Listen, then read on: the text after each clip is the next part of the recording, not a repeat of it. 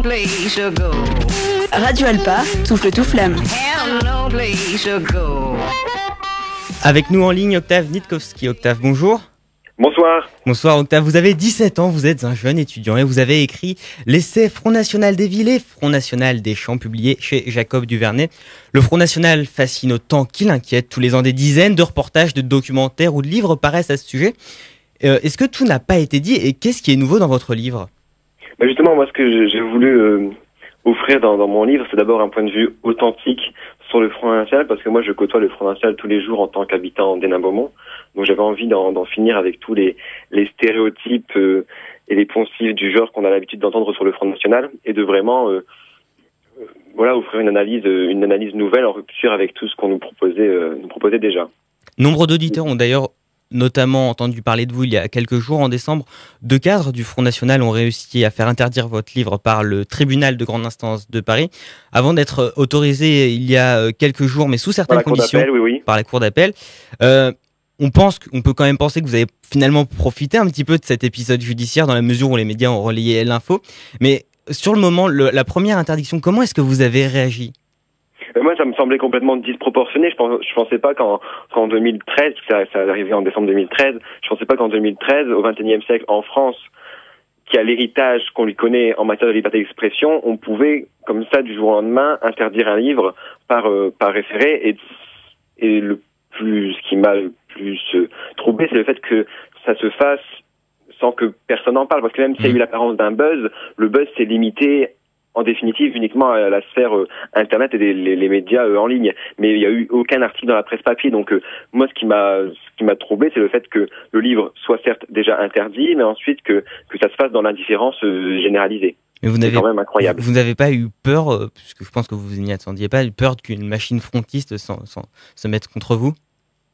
Pas du tout, non. Il faut arrêter avec ça. Le Front National a fortement évolué et il faut arrêter avec ces caricatures de skinhead, de batte de baseball à la main, rangers prêts à tabasser tout ce qui passe. Non. Mais justement, le fait que le Front National ne m'est pas menacé ou quoi que ce soit d'autre de limite, ça prouve bien qu'ils ont changé. Ils sont vraiment un nouveau visage, chose que j'analyse plus en profondeur dans le livre. On va en parler dans un instant, mais en fin de compte, on a surtout entendu parler donc dans les médias, donc sur Internet surtout, du chapitre, le fameux chapitre La Flamme Arc-en-Ciel du Front National. 10, oui. Mais avant tout, vraiment, l'objet de votre essai, c'est de présenter en quoi la situation à Hénin-Beaumont, où Marine Le Pen s'est installée il y a 5-6 ans maintenant, en quoi c'est la vitrine d'un nouveau Front National, c'est ça ? C'est ça, je montre en quoi Hénin-Beaumont est devenu à la fois la vitrine médiatique du Front National où tous les aspects rugueux ont été polissés, et ensuite Hénin-Beaumont est une ville symbole parce qu'elle est aussi le laboratoire idéologique du Front National. Donc c'est vraiment ces deux aspects-là que j'essaye de mêler dans le livre, et je les mets en perspective à la veille des municipales, où j'essaye un peu de décortiquer la stratégie frontiste dans une ville qui, selon moi, tombera aux mains de Steve Brévois, candidat du Front National. Sans prendre parti ou même sans émettre quelques jugements, donc vous expliquez dans votre livre que le Front National a trouvé donc à Hénin-Beaumont le terreau propice à son développement, lieu où par exemple Marine Le Pen a appris à parler un langage de gauche. Vous dites même qu'elle est devenue l'héroïne de certains habitants. Et vous racontez même l'anecdote d'une Marine Le Pen qui boit son coca avec les habitants. Finalement, pourquoi les habitants d'Hénin-Beaumont votent Front National ? Je pense que c'est le fait d'être écouté, puisque maintenant la gauche est tellement notabilisée et clientéliste qu'elle en a perdu à cause de toutes les affaires de corruption qu'il y a dans le Nord-Pas-de-Calais. Voilà, et donc à cause de ça, la gauche a perdu toute cette fibre prolétarienne qui était autrefois la sienne, et a perdu ce sens du contact humain avec les gens. Donc le Front National a repris ce manque, a comblé ce vide d'écoute auprès des populations, et en fait c'est surtout ça qui lui profite aujourd'hui, c'est le contact humain. Comme tu l'as très bien dit, le fait que voilà, elle boit son coca en terrasse avec les habitants, elle va au flunch, avec les habitants, elle va dans des lieux populaires, les gens alors qu'au départ, elle arrivait en 2007, c'était quelqu'un de très hautain qui venait c'était Marine Le Pen de Saint-Cloud, du château de Montretout, ouais. Et ensuite elle est arrivée à Hénin-Beaumont, et donc du coup, grâce au tout travail qui avait été préalablement fait par Steve Briouat, qui milite inlassablement sur Hénin-Beaumont depuis 1995, et donc du coup, elle a réussi à concrétiser ça, et elle a donné une force au Front National qui était présent depuis bien longtemps avant elle. Donc elle n'a fait que concrétiser, et c'est surtout sur ce contact humain qu'elle se base, quoi. Et justement, le contact humain, vous racontez dans votre livre que les médias parisiens, les médias de grande envergure, quand ils viennent à Hénin-Beaumont pour faire des reportages, notamment dans le cadre des législatifs en 2012, sont étonnés de voir finalement que la population est chaleureux, comme vous expliquez dans votre livre. Finalement, et eux, pourtant, dans leur reportage, ils essayent de montrer des choses un petit peu froides. Par exemple, ils montrent le seul SDF de la rue qui explique qu'il vote Marine Le Pen sans grande difficulté. Mais vous dites aussi que les Français ne se connaissent pas entre eux. C'est quoi la vraie image du nord de la France et la vraie image de Hénin-Beaumont? C'est ça. Quand je lis la presse nationale, j'ai l'impression quand on parle d'Hénin-Beaumont, parce qu'on en a beaucoup parlé notamment en 2012 au moment du duel Mélenchon-Le Pen, on a l'impression qu'Hénin-Beaumont c'est devenu Facholand en fait. Donc du coup, moi c'est pas le Hénin-Beaumont que je connais, et la région telle qu'elle est représentée dans les médias dominants n'est pas le ressenti de la région que j'aime en fait. Donc c'est ça qui m'a posé problème. Et donc voilà, j'avais envie encore une fois d'offrir une information authentique, au plus près de l'actualité, et voilà, donc en finir avec ces stéréotypes et voilà. Donc moi c'est emblématique d'une chose, c'est que les Français ne se connaissent pas, parce que s'ils ne connaissent pas Hénin-Beaumont, voilà, on en revient à avoir des jugements caricaturaux sur une ville qui vote Front National en criant loup fasciste, alors que c'est pas le cas. Ça prouve bien qu'il y a d'autres choses peut-être plus graves encore, où les Français ont une mauvaise vision de... Hugues a une question. Oui, Octave, ma question, est-ce que pour vous, le Front National, tel qu'il est actuellement, présidé par Marine Le Pen, est un parti républicain ? Bien évidemment, oui, dans la mesure où il s'inscrit dans le cadre républicain, normalement, il n'y a pas de souci. Mais comment les choses se passent en interne dans le parti, entre on peut dire le noyau dur Jean-Marie Le Pen, venant d'une partie extrême de la droite dans les années 70, et avec Marine Le Pen qui prend de la place donc dans le parti, puisqu'elle vraiment elle est à la tête. Est-ce qu'idéologiquement Marine Le Pen est la fille de son père, et il n'y a pas finalement des contradictions même en interne du parti? Si, il y a des contradictions énormes à la tête du parti, et ça c'est les réunions internes, certains comptes rendus qui arrivent à fuiter en rendent très bien compte. En fait, Marine Le Pen, elle incarne tout l'opposé de son père, puisqu'elle a une chaleur, elle apparaît aimable, alors que son père c'était l'ennemi public de tout le pays.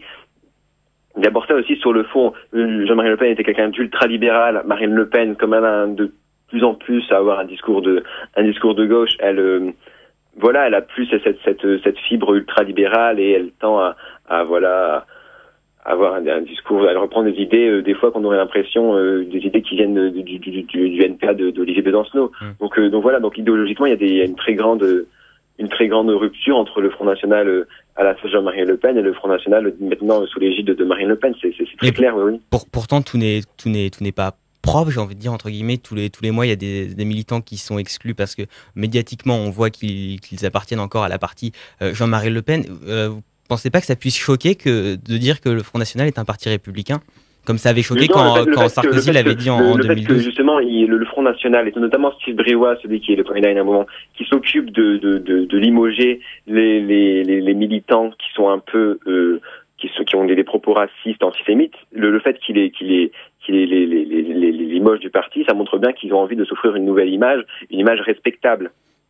Mais c'est une question d'image finalement. Par exemple, le Parti Socialiste, l'an dernier, avait lancé une campagne démasquer le Front National. Oui, j'en parlerai dans le tome 2 de la stratégie du Parti Socialiste pour contrer le Front National. Mais pour moi, là, on est en 2014, et le Parti Socialiste, on a l'impression d'être en 1984.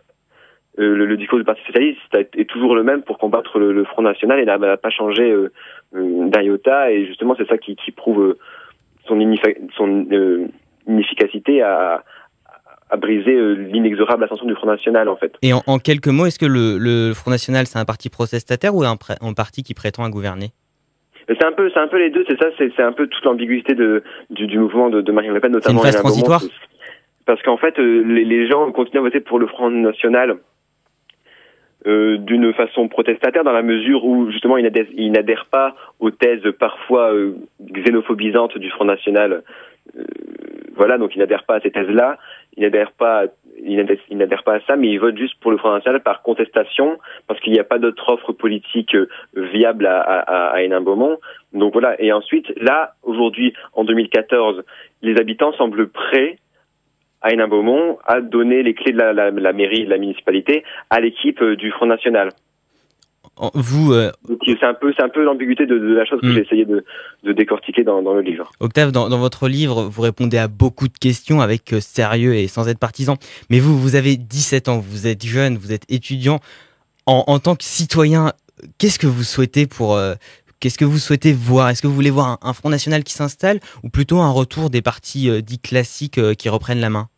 Mais moi, je ne souhaite rien. C'est pas à moi de me prononcer là-dessus. Moi, aujourd'hui, à l'heure actuelle, j'ai voulu offrir une analyse politique, mais dénuée de tout esprit partisan. Et justement, j'ai voulu ne pas, parce que parfois, quand je lis la presse, c'est ça aussi qui me dérange, c'est que c'est un peu des leçons de morale que donne la presse quand on parle du Front National. Alors moi, j'ai voulu en finir avec ça et parler du Front National normalement en le considérant comme un parti comme les autres, et c'est pour ça que je dis aussi qu'il s'inscrit dans le cadre républicain. Dans la mesure où il peut être candidat, il s'inscrit clairement dans le cadre républicain. Mais c'est pas à la République de laisser la possibilité à toutes les opinions de s'exprimer, mais après de les bloquer par le vote? Mais écoutez, non, la République, c'est justement, donc la République autorise tous les partis à s'exprimer, et d'autres partis ne peuvent pas s'exprimer, parce que voilà, Jean-Marc Ayrault, au lendemain de l'assassinat de Clément Méric, et le gouvernement français, ils ont annoncé l'interdiction de tous les groupuscules d'extrême droite. Donc en l'occurrence, ces groupuscules qui sont même d'ultra droite, en l'occurrence, ces partis-là ne s'inscrivent pas dans le cadre républicain. En tout cas, le débat reste encore ouvert. Le Front National des villes et le Front National des champs, paru chez Jacob Duvernay, livre que je vous conseille de lire, facile à lire et très intelligent. Octave Nitkowski, merci d'avoir répondu aux questions de Radio Alpa. Et moi, merci. Retrouvez l'émission sur radioalpa.com.